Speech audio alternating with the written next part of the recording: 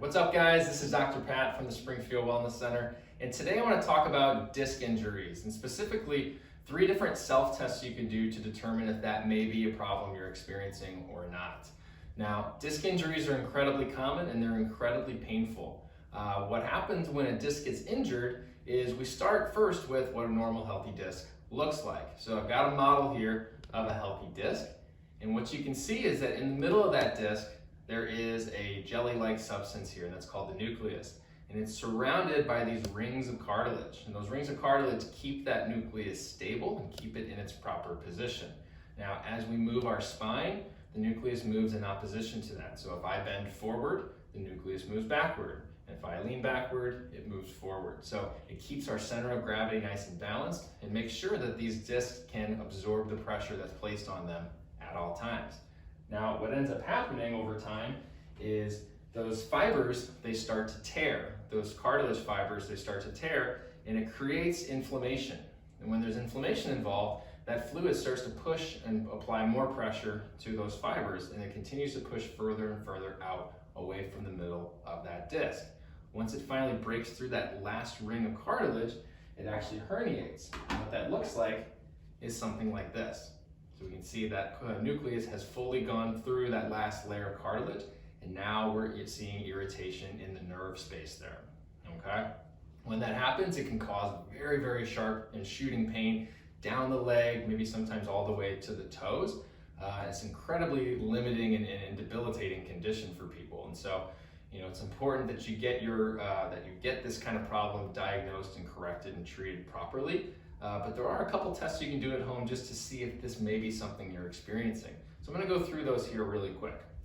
So the first one is a very simple test, and it's called Valsalva maneuver. And basically what we do is we're creating intra-abdominal pressure with this. And one of the most common ways we can do that is by coughing.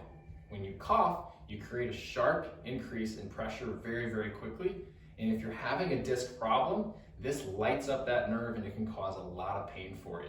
So all you have to do is just a simple cough. So, and if that caused pain for me, then there may be a disc involved, especially down in this area. Now, I do also want to stress that disc injuries also commonly occur in the neck.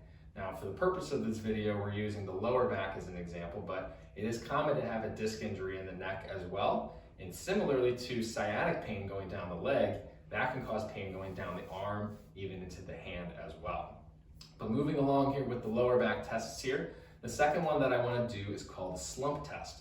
Now for the slump test, what I do is I sit here, and the first thing I do is I slump. So I let my shoulders kind of roll forward like this, and then what I'm going to do is straighten out my leg like this. And when I do that, what I want to see is that causing a sharp increase in pain in my back, into my hip, or even down the leg as well. We're putting a lot of stress on that nerve when we take that position, and if there's a disc involved there, we're going to know about it. We're going to feel that pain that's experienced at that site there. Now the last test I want to show you requires me to lay down, and this one is called Milgram's test. And what we're doing, again, kind of like Valsalva, is we're creating an increase in abdominal pressure, which puts more pressure on the cord and on the discs inside the spine. So to show that, what we're going to do is lay back. And what I'm going to do is lift my feet off of the table, just like this. And I'm going to hold that there for a few seconds.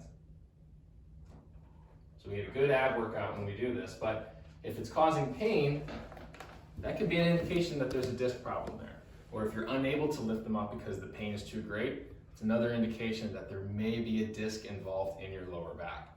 So if any of these tests cause pain for you, it's very important that you call a chiropractor and have them properly evaluate this, because this is a serious condition that can cause debilitating pain and loss of function and the inability to do your everyday activities. So it's better to treat these sooner rather than later. So if you or someone you know is experiencing lower back pain that travels down the leg, have them give us a call, and we'd be happy to work with them and get them back on their feet.